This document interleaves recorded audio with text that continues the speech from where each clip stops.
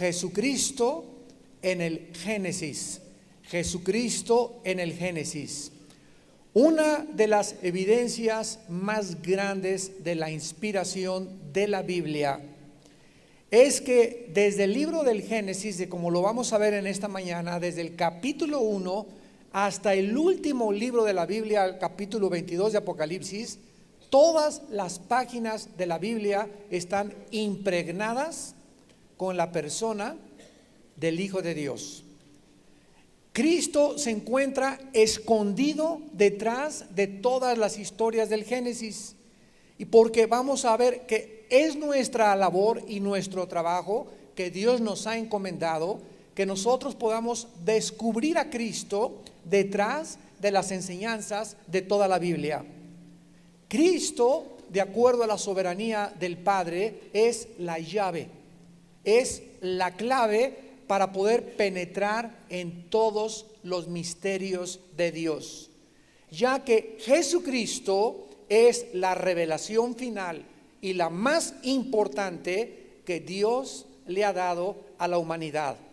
Por ejemplo, en Mateo 11:27, yo lo leo rápidamente, Jesucristo dijo estas palabras: todas las cosas me fueron entregadas por mi Padre, y nadie conoce al Hijo sino el Padre, ni al Padre conoce alguno sino el Hijo, y aquel a quien el Hijo lo quiera revelar. Qué declaración más poderosa y más profunda. Viene Jesucristo y nos dice: a mi Padre nadie lo conoce, yo sí lo conozco, y Él me conoce a mí, y el Padre ha escogido que yo sea el medio para que el mundo lo pueda conocer. Así que si cualquier persona que nos escuche en este momento quiere conocer a Dios a través de el budismo zen, la meditación trascendental, yéndote posición de loto a Chapultepec, o a través de viajes de LSD, o a través de contacto con espíritus o en sesiones espiritistas, estás en caminos equivocados, porque para que cualquier persona pueda conocer a Dios necesita primero conocer al Hijo, porque es el Hijo Jesucristo el que ha dado a revelar a su Padre en los cielos. En Juan capítulo 1 versículos de 1 al 3, la Biblia dice: en el principio era el Verbo, y el Verbo era Dios, con Dios, y el Verbo era Dios. Aquí se escoge una palabra que forma parte de la gramática, que es el verbo. En el griego es el logos o el conocimiento. Sabemos nosotros que gramaticalmente el verbo es el que le da la acción al sujeto. Entonces el sujeto es el Padre, el verbo es el que da la acción al sujeto. El Padre planeó la redención, Cristo fue el verbo, el que llevó a cabo la acción del Padre, y el Espíritu Santo fue el que la reveló al mundo a través de nuestros sentidos espirituales. Entonces, Cristo existía antes de que naciera en María. Cristo existía antes de que Dios formara el cielo y la tierra. Él ya existía eternamente con su Padre en la eternidad. En el principio era con Dios, todas las cosas fueron por Él hechas, y sin Él nada de lo que ha sido hecho fue hecho. O sea, Cristo es el centro del universo, la razón de la existencia del universo y el propósito de Dios para el universo. En la persona de Cristo gira absolutamente todo el universo, toda la creación y todo lo que Dios ha hecho.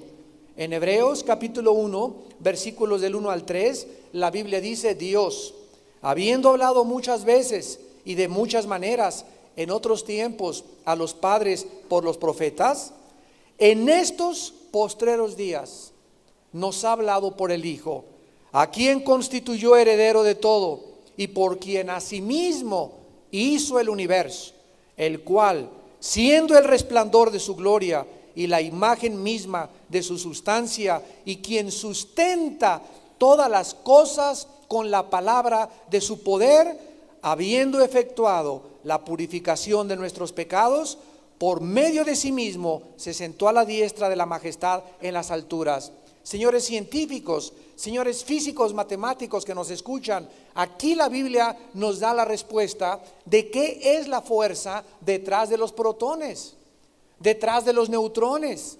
¿Quién hace que la Tierra gire sobre su eje de 23 grados y medio a una velocidad tal en 24 horas y se traslade alrededor del Sol?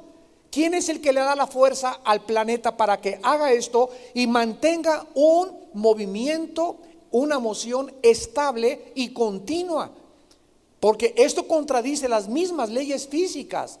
Hay una ley física que dice que si tú le das a una canica una fuerza determinada, aplicas la fuerza, la velocidad de la materia es proporcional a la fuerza aplicada. O sea, si yo le hago una canica así, la canica sale disparada durante 5 o 10 metros. ¿Pero por qué se tiene que parar? Porque esa es la fuerza que yo le apliqué. Si yo agarro una flecha y la disparo, sale la flecha, pero tiene que caer a la tierra. Una misma bala la disparas y tiene que emitir una parábola y tiene que caer. Es una ley física. ¿Por qué la tierra no se detiene?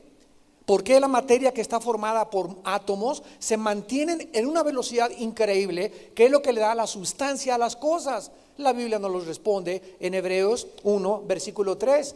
Cristo sustenta, y esta palabra sustentar significa, pero sostener o poner en movimiento todo el universo. Es increíble la revelación que Dios nos da acerca de su Hijo Jesucristo. Y en esta mañana, regresando al capítulo 1 del Génesis, veamos ahora esta maravillosa revelación de Jesucristo en el Génesis. Desde que comienzan las primeras páginas, las primeras palabras de la Biblia en los primeros 4 días de la creación, Cristo está escondido simbólicamente, representativamente en la misma creación.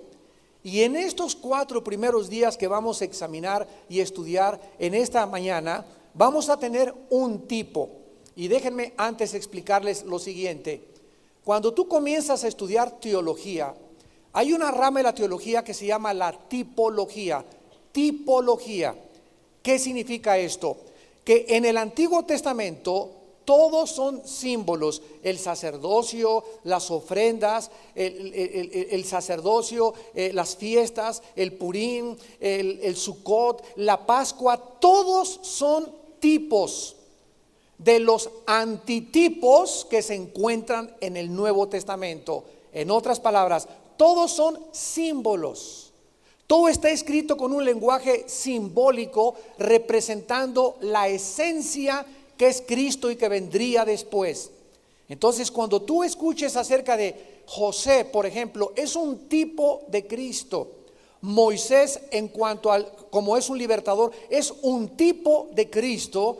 Ya entiendes qué significa cuando ves en un libro un tipo. Es una representación o un símbolo de la esencia. Cuando vino Cristo, Él era lo que todo en el Antiguo Testamento estaba representado en símbolos. Dios lo escondió de una manera deliberada para que no cualquier persona, como decía mi abuelita, no cualquier pelagatos, cualquier roto quintopatiero pase a la Biblia y ya pueda entenderla. No, Dios escondió estas cosas de los sabios y de los entendidos y se las reveló a los niños. En otras palabras, tenemos que hacernos como niños. ¿Qué significa esto? Requiere de mucha humildad. Tener mucha humildad, mucha paciencia para poder entender, porque es el Espíritu Santo el inspirador y el maestro que nos guía a toda la verdad. Vamos a comenzar pues en el primer día de la creación, leyendo desde el versículo 1 hasta el versículo 5. En el principio creó Dios los cielos y la tierra estaba desordenada y vacía, y las tinieblas estaban sobre la faz del abismo. Y observen con mucho cuidado la primera aparición del Espíritu Santo en la Biblia. ¿Cómo se retrata al Espíritu Santo en su primera acción? En la Biblia, el Espíritu de Dios se movía. El Espíritu de Dios se movía sobre la faz de las aguas. Vamos a ver, en el primer día de la creación, encontramos, número uno, la encarnación del Hijo de Dios. Apúntalo ahí en tus estudios. En el primer día de la creación, y ahorita lo vamos a descubrir, vamos a comenzar a sacar todas las tinieblas y todas las cosas que nos impiden ver lo que el Espíritu Santo nos quiere mostrar. En el primer día de la creación está representada o tipológicamente la encarnación. Esta palabra moverse, el Espíritu Santo se movía sobre las aguas, es la palabra hebrea rahab, con RPH al final, rahab y con J, y significa literalmente empollar. Empollar. Y es exactamente la misma palabra que los hebreos usan cuando la gallina se sienta sobre sus huevitos para hacerlos empollar. Cuando ya necesitan, la gallina ya sabe, ¿verdad? En el chip que le puso Dios y en el software que la gallina tiene, ya sabe en el momento en que necesita sentarse sobre sus huevitos para que se rompa el cascarón y nazcan los pollitos. En otras palabras, el Espíritu Santo, como una gallina, se sentó sobre el planeta Tierra y fue el Espíritu Santo el que hizo empollar o el que le dio la vida al planeta Tierra. Ahora, hay 3 ocasiones en toda la Biblia en lo que esto sucede mediante el Espíritu de Dios. Número 1, en la creación. El Espíritu Santo se asentó e hizo empollar la tierra. Lo vamos a ver a continuación. La segunda ocasión fue sobre la Virgen María. Dice en Lucas capítulo 1, versículo 35, cuando el ángel le anunció esto a María, respondiendo el ángel le dijo: el Espíritu Santo vendrá sobre ti, o sea, te empollará el Espíritu Santo, y el poder del Altísimo te cubrirá, por lo cual el santo ser que nacerá será llamado Hijo de Dios. ¿Cómo nació Cristo? El Espíritu Santo se sentó, empolló, vino sobre María, y el ser que María tuvo en su matriz fue producido por el Espíritu Santo. Y la tercera ocasión en que esto sucede en la Biblia es sobre cada uno de nosotros. Cuando el Espíritu Santo viene sobre nosotros y Él hace dentro de nuestro ser nacer a Jesús. Jesús ha sido engendrado dentro de nosotros. Por eso Pablo en Gálatas les dijo a los cristianos: yo no descanso hasta que Jesús sea formado dentro de ustedes. Entonces, estos 3 movimientos del Espíritu Santo son maravillosos, porque nos damos cuenta que en el primer día de la creación, si el ser humano, ahora veamos ya no la creación, ahora veamos la encarnación, el plan de Dios para la redención. Si Dios iba a salvar al ser humano y lo iba a reconciliar, ¿cuál era la solución? Pues vamos a hablarle a un papa que pague por los pecados. No, porque los papas son pecadores. A Santa Rita de Casia no rompió nunca un plato. Por más que no haya rompido un plato, Santa Rita roto un plato. Santa Rita de Casia nació en pecado. San Crisóstomo, también San Crisóstomo nació en pecado, por cuanto todos pecamos y todos fuimos destituidos de la gloria de Dios. No hay un solo justo. Gabrielito el ángel, tampoco Gabriel. Miguel, los serafines, ni siquiera los serafines, dice Apocalipsis capítulo 5, eran dignos. Solo había una manera en la que el hombre pudiera ser reconciliado con su Creador, y esa única manera era que Dios mismo bajara a este mundo y pudiera Él hacer esa redención pagando con su vida. Pero ¿cómo Dios podía dejar la eternidad y bajar al mundo? Si el que ve a Dios se muere inmediatamente. La carne y la sangre no pueden tocar a Dios. Dios solucionó este primer obstáculo, este primer problema, haciéndose Él un ser humano.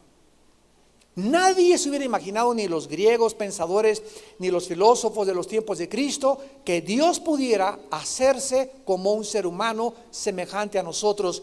Pero no solamente se hizo un humano el Señor Jesucristo, sino que además vino a servirnos. Porque todavía pudo haber Dios bajado y pues, ok, me hago un ser humano, pero como el Shah de Irán, como un rey, que tenga mis esclavos, ya ver, tú tráeme esto y trae un vaso de agua, porque yo soy el creador del universo. Y Él escoge nacer en un pesebre, en lo más humilde que cualquier ser humano se hubiera podido imaginar, sin sábanas, sin ningún material que pudiera prevenir enfermedades a María, sin colchón, sin cojín, sin alcohol, sin enfermeras, sin ambulancia, en nada. Y tú te quejas porque naciste en la pecera.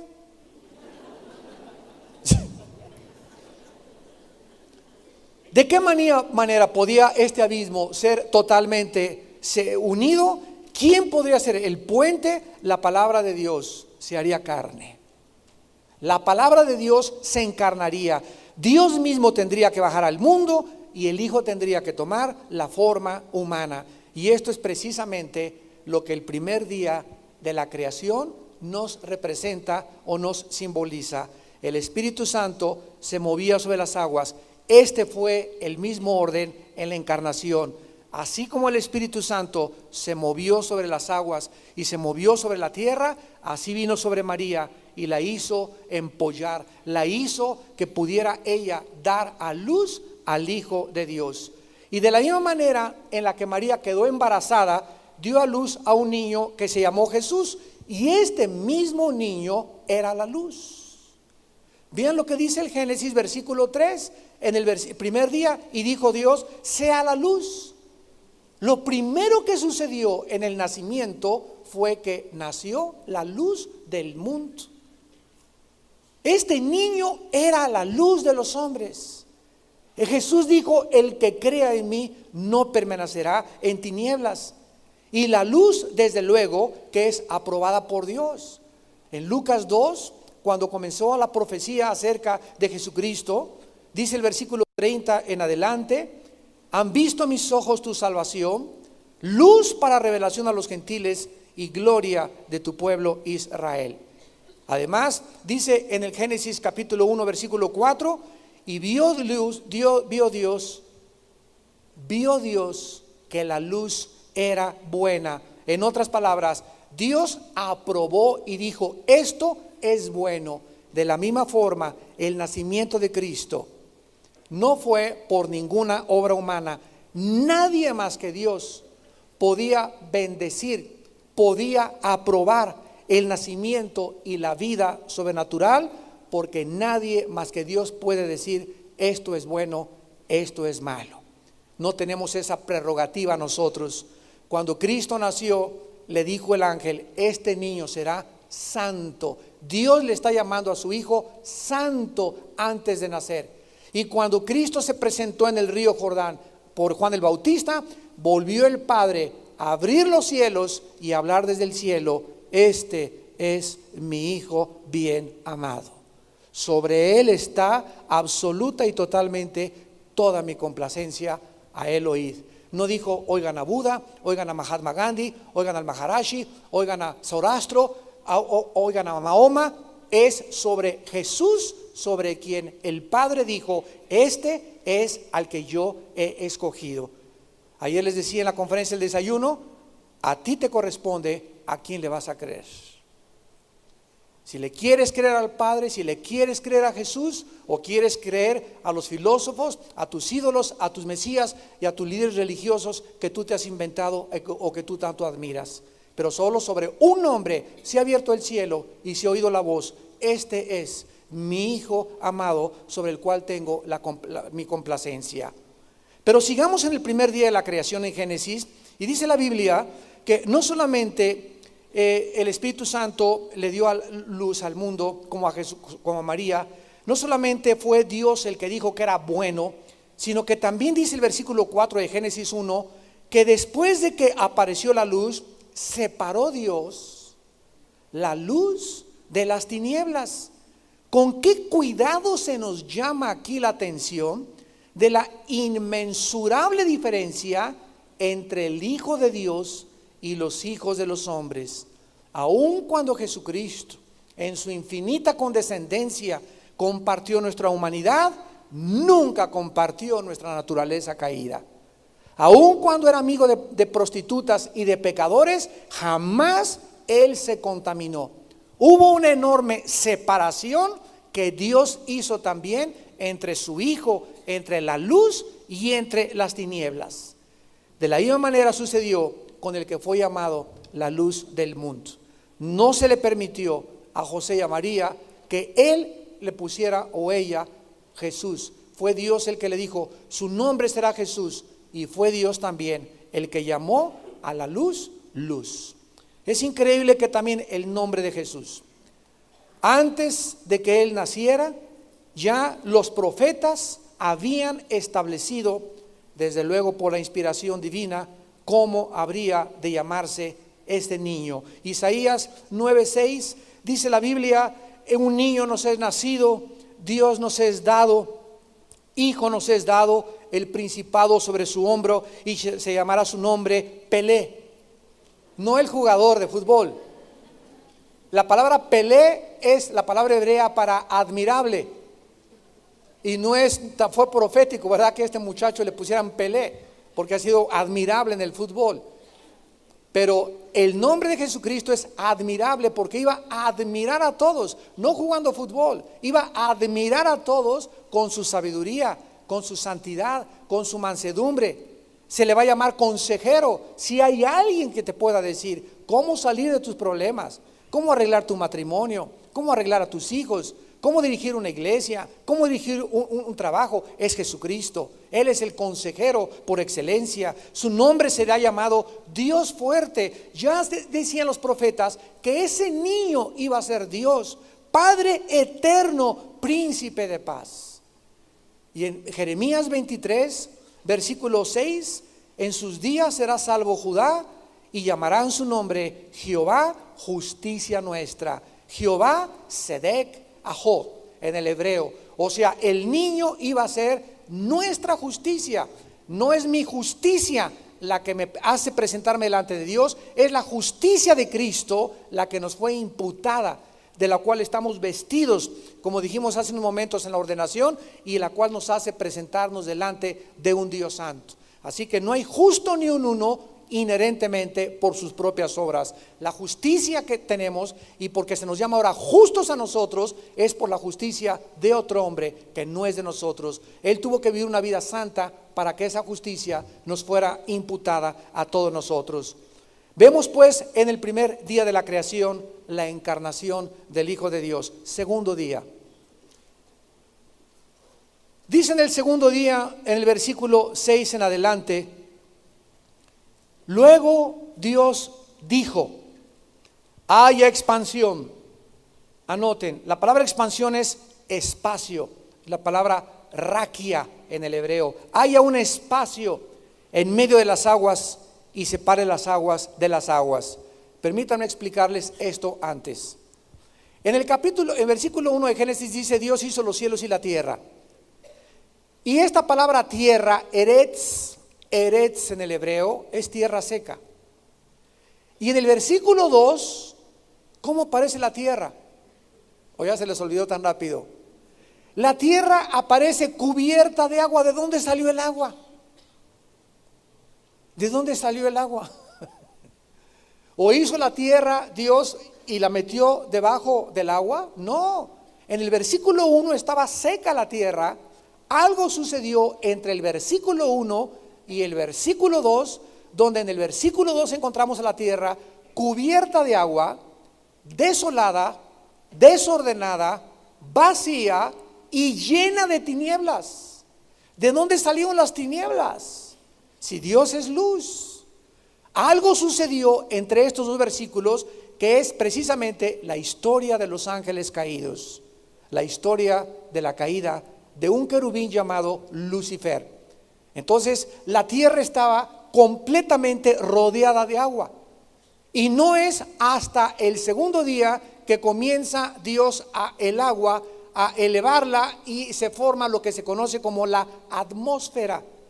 Entonces notemos aquí las aguas arriba de las aguas. ¿Qué significa? Las aguas de los mares, el agua que cubría la tierra, se separa y se eleva, y abajo se juntan las aguas con las aguas, y vamos a ver en el tercer día que se descubre lo seco.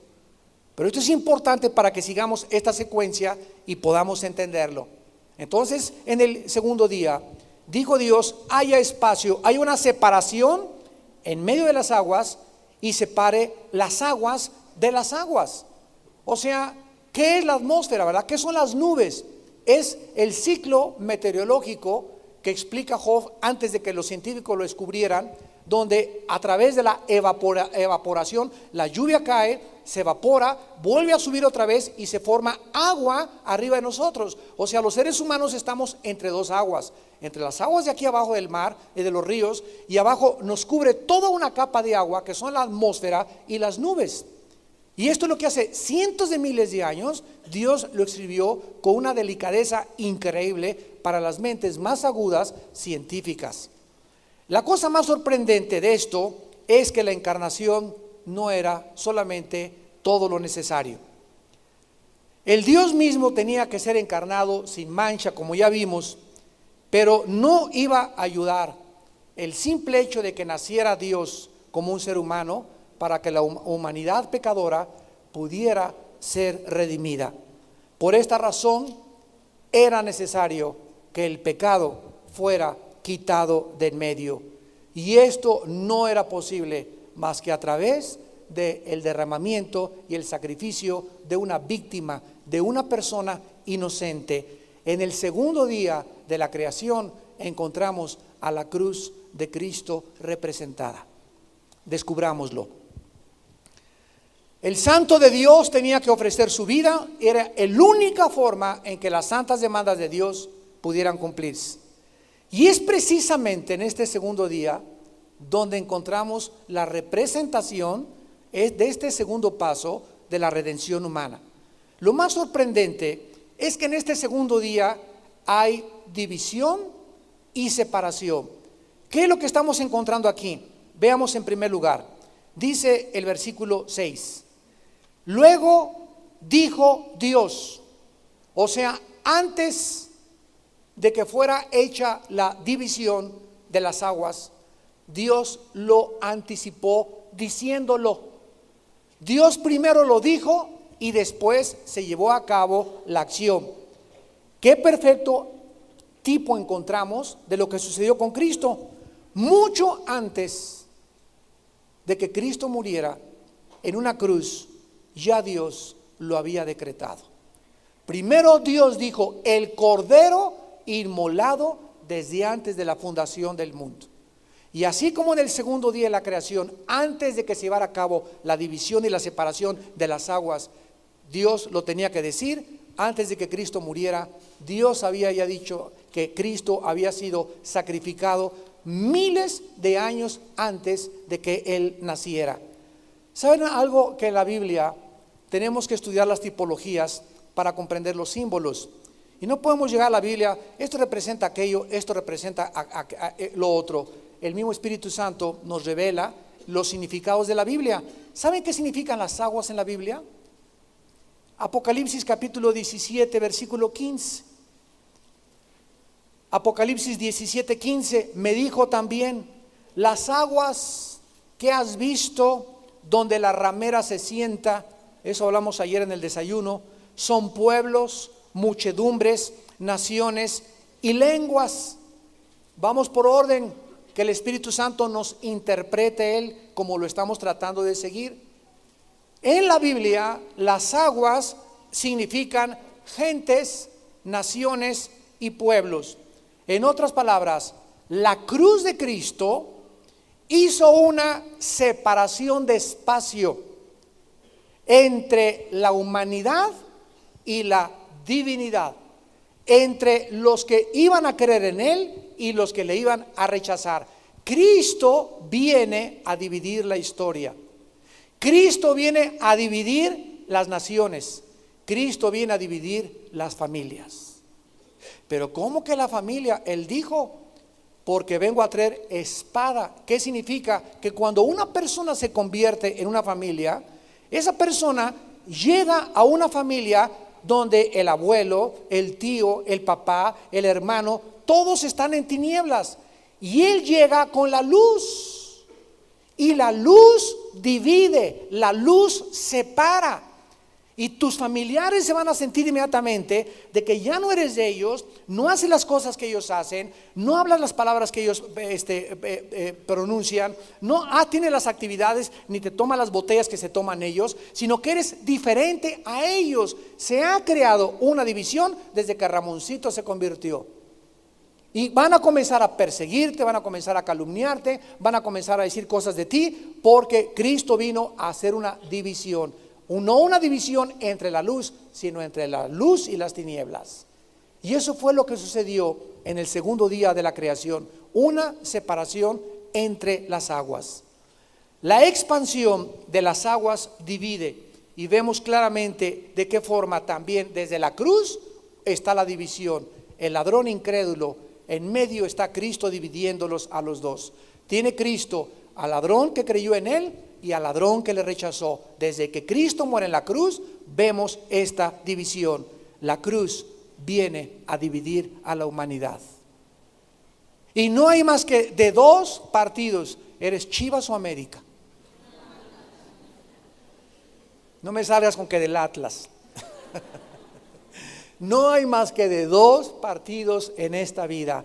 ¿Estás con los que están con Cristo o estás desparramando? El que no recoge conmigo desparrama. O estás conmigo o estás en contra de mí. No, yo no estoy ni contigo ni en contra de ti. Espérame tantito. Esto le dijo Dios a Josué en Josué capítulo 5, cuando se le apareció el ángel con la espada. Y Josué le dice: ¿tú estás con nosotros o contra nosotros? Espérame tantito, le dice el ángel a Josué, ¿verdad? Yo vengo para que tú te unas a mi ejército. Porque si tú peleas conmigo, yo te puedo defender y no hay ni enemigo que te pueda hacer frente durante todos los días de tu vida. Y así será en el juicio final. Dice claramente en Mateo 25 que Dios separará las ovejas de los cabritos. Y esta obra de la redención que vino a separar a los hombres, que vino a dividir a la humanidad, se encuentra de una forma tipológica en el segundo día, cuando Dios separa las aguas de las aguas. Jesús dijo: el agua que yo les voy a dar a beber es una fuente de agua que salte para vida eterna. Pero el agua de este pozo, ¿a quién estaba hablando Cristo? El agua que la humanidad te dé es una agua podrida. Tráeme a Demóstenes, a Sócrates, a tus grandes líderes, a tus grandes... Dice en 1 Corintios 1, ¿dónde está el escriba? ¿Dónde está el disputador de este siglo? En otras palabras dice Dios: tráeme a tu gallito.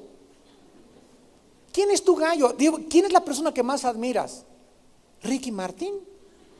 ¿Quién es la persona que más admiras? ¿Jean-Paul Sartre? ¿Quién es tu gallo? O sea, dime la persona que es tu ídolo, al cual tú puedes dar tu vida por él, y compárame a mí con el agua que yo te voy a dar. Entonces vemos aquí las aguas que quedaron en el cielo y las aguas que quedaron en la tierra. ¿Qué simbolizan las aguas de la tierra? La humanidad caída, pecadora, podrida, y arriba el agua que nos viene a dar Dios de la vida eterna. Y en medio la expansión y el espacio que hizo la cruz. El que tenga oídos que oiga. Tercer día de la creación. En el tercer día, ¿no es preciosa la palabra de Dios? En el tercer día de la creación, versículo 9, dice la Biblia: dijo también: júntense las aguas que están debajo de los cielos en un lugar y descúbrase lo seco. Y fue así. El tercer ingrediente necesario para la obra de la redención no solamente era que Dios tuviera que nacer a través de un hombre. No solamente Cristo tenía que morir. Si Cristo hubiera muerto en la cruz del Calvario y no hubiera resucitado, no hubiera sido posible la redención humana. Era necesario que, aparte de que el Hijo muriera por nuestros pecados, resucitara entre los muertos. Y es precisamente en el tercer día de la creación, no en el primero, no en el segundo, donde está simbolizada la resurrección de Jesucristo. Vamos a descubrirla. Sin duda alguna, este tercer obra de la redención lo descubrimos aquí con las palabras: descúbrase lo seco. La tierra hasta este momento, amados santos, había estado previamente ¿cómo? Sumergida, ¿verdad? Cubierta, enterrada debajo de las aguas, pero ahora es levantada sobre el nivel de los océanos. O sea, la tierra resurge de su entierro. Pero esto no es todo, ¿verdad? Sino que más adelante dice el versículo 11, en el tercer día, produzca la tierra hierba verde. Hasta aquí la muerte reinaba. No había absolutamente nada de vida. La vida todavía no había aparecido sobre la superficie de la tierra, pero es en el tercer día donde se le ordena a la tierra producir. No en el primero, no en el segundo, sino en el tercer día. Y este simbolismo, ¿verdad?, es maravilloso y perfecto, porque fue también en el tercer día en que, de acuerdo a las Escrituras, ya desde el Génesis estaba escondido que el Hijo de Dios resucitara al tercer día.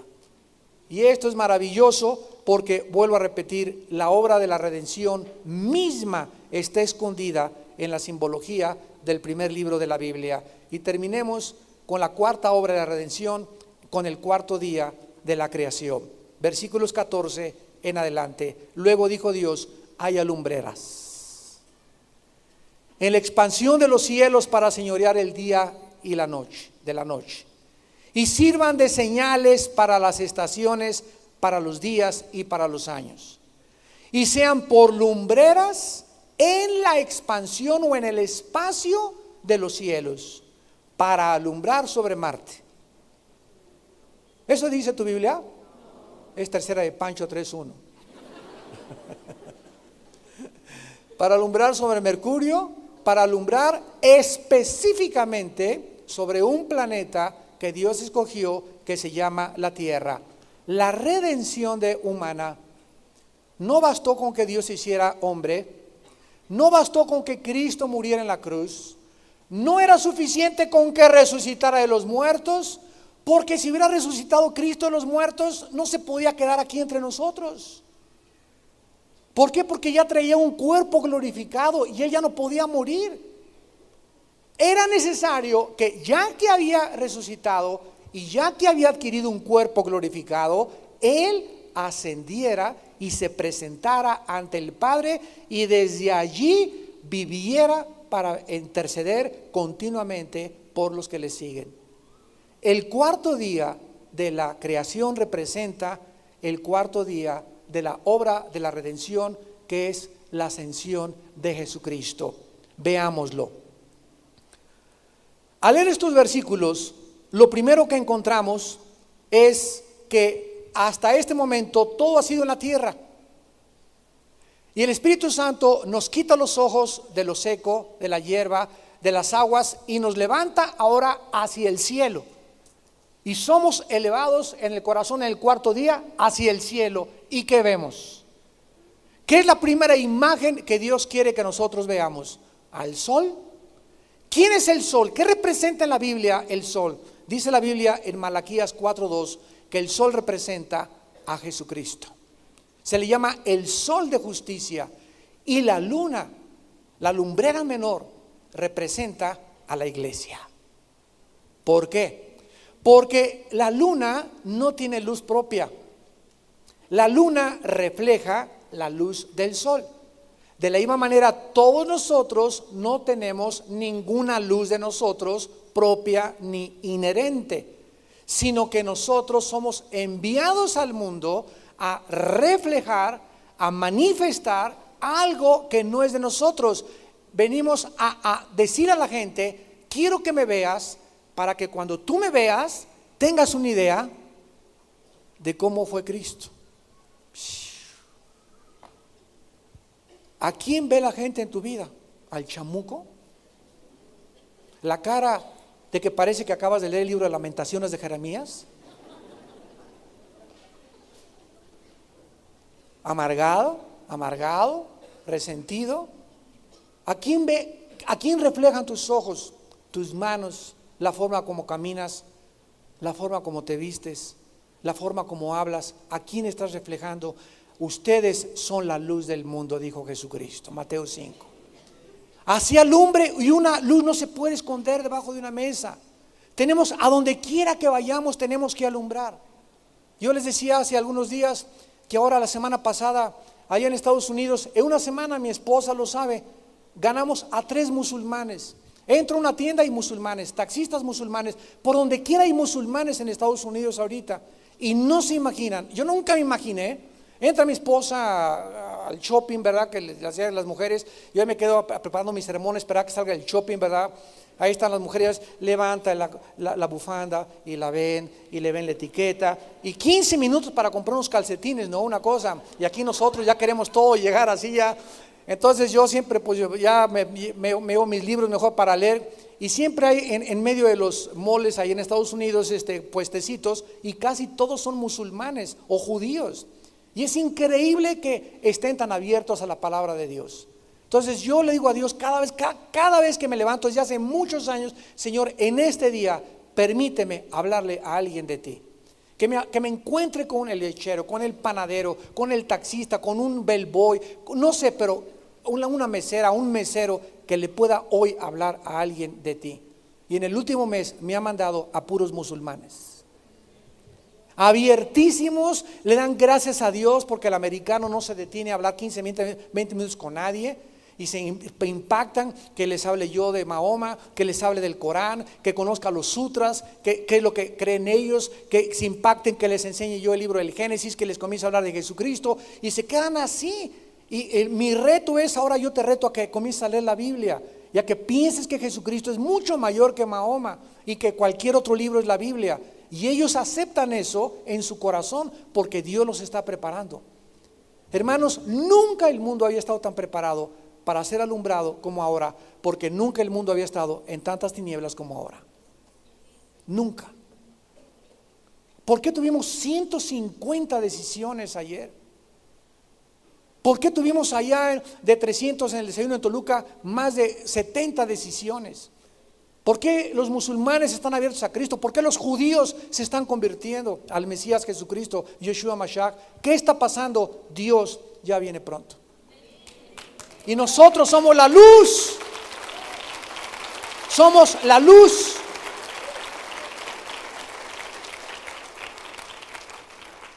¿Cuál era la función específica de estas lumbreras? Para alumbrar sobre la tierra. No nos mandó a testificar a los marcianos.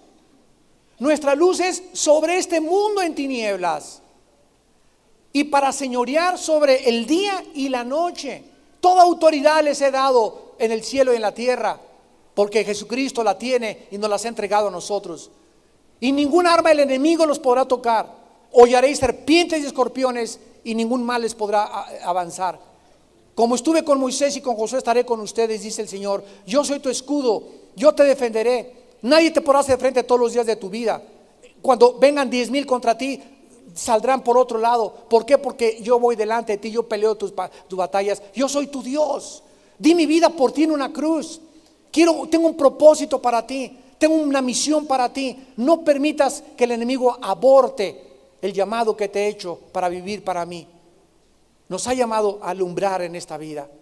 Cristo tuvo que ascender a los cielos para que el Espíritu Santo bajara.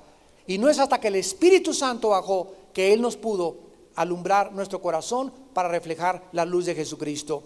Vemos pues que estas son las funciones de Cristo y de su pueblo. Jesús como el sol y la luna como su pueblo, reflejando la luz del sol sobre la tierra. Dice la Biblia en Romanos capítulo 13, con un lenguaje también simbólico, versículo 12 en adelante: la noche está avanzada. ¿Cómo describe el apóstol Pablo en su carta a los Romanos la vida que tú y yo estamos viviendo en este mundo? Como de noche. Estamos de noche. Es un planeta que está en oscuras. Hay desolación, hay tristeza por todos lados. Por todos lados la gente está sufriendo. Por todos lados la gente está vacía. Por todos lados la gente está buscando un propósito, un sentido para su vida. Están cansados de las modas, del sexo, del alcohol, del poder, de la política. Nada sacia, nada satisface el alma humana, porque fuimos creados con este vacío para que solo Cristo lo pudiera llenar. De esta agua podrás volver a beber y tendrás sed. El agua que el mundo nos da, que la humanidad nos da, es un agua que está totalmente putrefacta. Es un agua que no tiene más que, nos enferma. Todas las filosofías orientales, las filosofías del mundo nos han enfermado más aún todavía intelectualmente. Es el agua que nos da Jesús, el agua que nos puede salvar la vida. Y esta es precisamente lo que dice Pablo: la noche está avanzada y se acerca el día. ¿Saben a qué hora nos encontramos ahorita? ¿Saben a qué hora nos encontramos? ¿Saben cuál es la hora más oscura del día, de la noche? No son las 12 de la noche, es entre la 1 y las 2 de la mañana. Yo recuerdo cuando yo trabajaba de noche en un hotel, que llegaba a las 11 de la noche, mi casillero, me ponía mi uniforme bellboy, ahí en el Hotel Camino Real de Polanco. Trabajaba ahí cuando comencé, y tenía el turno de las 11 a las 7 de la mañana. Y llegaba yo y estaba despierto, y llegaba a la 1 y comenzaba a cabecear. Pero llegaban las 2 de la mañana y no aguantaba ya el sueño. Algo pasa aquí, una función química en el cerebro, que es el momento en el que, si no te tomas un café negro cargado, o me metí una pastilla de Benzedrina desgraciadamente, y chochos, etcétera, etcétera, no aguantaba estar. Pero a las 4 o 5 de la mañana volví otra vez a recuperarme. Pero entre la 1:30 y las 3 más o menos de la mañana era un sueño tremendo, que necesitamos estar haciendo algo o tomando café para no dormirnos y que no nos agarraran dormidos. Y esta es exactamente la hora en que se encuentra el mundo ahorita, las 2 de la mañana, cuando más debemos de velar, cuando más hay presión sobre nosotros para comenzar a campanear para un lado y para el otro, y para comenzar a dormitarnos, y Dios no quiere que nos agarre como ladrón en la noche. Velemos pues, porque el día se acerca. Dice Pablo: desechemos las obras de las tinieblas y vistámonos las armas de la luz. Andemos como de día honestamente, no en glotonerías y borracheras, no en lujurias y lascivias, no en contiendas y envidia, sino vestíos del Señor Jesucristo, y no proveáis para los deseos de la carne. Vemos pues que en estos 4 días de la creación están representados los 4 días de la redención: la encarnación, la muerte, la resurrección y la ascensión de Jesucristo. Dios plasmó en el Génesis los primeros días de la redención y los primeros pasos de la obra de la salvación de los seres humanos. A la luz de toda esta preciosa revelación, qué maravillosas palabras las del Génesis 2, versículo del 1 al 2. Fueron pues acabados los cielos y la tierra y todo el ejército de ellos. Y acabó Dios en el día séptimo la obra que hizo, y reposó el día séptimo de toda la obra que hizo. La obra de la creación estaba acabada y Dios descansó. Y cuando Cristo dio su vida en la cruz, resucitó y ascendió a los cielos, Dios dijo: ya no puedo hacer nada más por ti. Todo lo que formaba parte de mi plan ya lo hice hacia ti. Ahora yo descanso y mi hijo descansa, y dice Hebreos 4, ahora los invito a que descansen conmigo, a que entren al reposo de Dios. Somos invitados, dice Hebreos 4, temamos pues no sea que muchos aún no hayan entrado a este reposo por causa de su incredulidad. Pero hay un reposo para el pueblo de Dios. Ahora que ha terminado Dios la obra de la creación y la obra de la redención, nos invita a descansar. ¿Y qué dijo Cristo cuando vino al mundo? Vengan a mí todos ustedes los que están cargados y trabajados, cansados. A eso viene Dios, a darnos reposo y descanso de nuestras almas. Ya no necesitas irte de rodillas a la villa, ya no necesitas chicotearte, ya no necesitas: ¿y qué hago ahora para que Dios me acepte? ¿Y qué hago para que Dios esté conmigo? Ahora descansa en la obra de Dios en la cruz. Su programa de redención ha sido terminado, y ahora solamente nos invita a que encontremos descanso, no en una religión, no en un hombre, sino en su Hijo Jesucristo, para que podamos nosotros también descansar de nuestras obras. Y Dios descansó el séptimo día de toda la obra que hizo. Toda la obra de la redención humana fue terminada en la cruz del Calvario, y después de la muerte, resurrección y ascensión de Jesucristo, ya no hay nada, absolutamente nada, que se le pueda agregar a la obra de la redención. ¿No quisieras tú en este momento venir a la cruz? Incline su cabeza. Bendito sea el Hijo de Dios, porque nos hizo renacer para una esperanza viva por medio de la resurrección de Jesucristo de entre los muertos, para una herencia incontaminada, incorruptible, inmarcesible, reservada para nosotros en los cielos, donde se nos otorgará una limpia y generosa entrada si hacemos firme nuestra vocación y elección. Señor, cuántos tesoros están escondidos tan maravillosos en tu palabra, porque es Cristo el que está escondido en toda tu obra, en todos los tipos, en todos los símbolos, en todas las fiestas, en todas las ofrendas, en todo el tabernáculo, en todo está Jesús. Y nosotros ahora tenemos la tarea, tenemos que hacer la tarea de descubrirlo. Es lo que nos corresponde ahora a nosotros, guiados desde luego por el Espíritu Santo, no por nuestra propia imaginación, sino por el Espíritu Santo. Precepto sobre precepto, línea sobre línea, que lo espiritual se acomode a lo espiritual. Gracias por tu preciosa palabra, Señor, porque es una evidencia que esto no pudo haber sido hecho por hombres. La consistencia de la verdad, desde el Génesis hasta el Apocalipsis, nos habla de un autor sobrenatural que bajó al mundo hace 2000 años a advertir a la humanidad que el juicio viene, advertirnos de un infierno que está esperando a millones de personas no arrepentidas y que quieren vivir como dioses para ellos mismos. Pero nos vino a advertir y a darnos buenas noticias, que tú no tienes que irte al infierno cuando mueras, que tú puedes en esta mañana que le escuchas venir a una cruz y recibir el perdón mediante su muerte, resurrección y ascensión al tercer cielo. Las personas que en este momento quieran invitar a Cristo a su vida como su Señor y su Salvador, ya no lo dejes para mañana. No permitas que termine este año 2006 sin que tú hayas hecho la paz con Dios. Te enfatizo que ya no hay nada más que Dios pueda hacer por tu vida. Lo que Él tenía que hacer ya lo hizo. Ahora nos queda a nosotros creerle que su Hijo es su Hijo amado, que lo envió al mundo no a condenar al mundo, sino a salvar al mundo. Pero que cuando Él venga por segunda vez, ya no vendrá a salvar a nadie. Ya no habrá gracia, ya no habrá misericordia, habrá juicio, porque el tiempo ha pasado y no has sido salvo.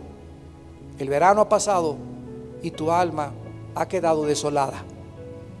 Dile a Dios en esta mañana, ahí desde tu lugar, ustedes que nos ven por la televisión también, ahí desde donde tú nos estés viendo, dile: Señor, te pido perdón por mis pecados, por ser tan arrogante y creer que yo puedo solucionar mis problemas. Creo que en la cruz Él pagó en mi lugar con su sangre, y te pido que entres a mi corazón, Señor Jesucristo, como mi Señor y mi Salvador. Perdona mis pecados, dame el poder de vivir para ti. En el nombre de Jesús, amén.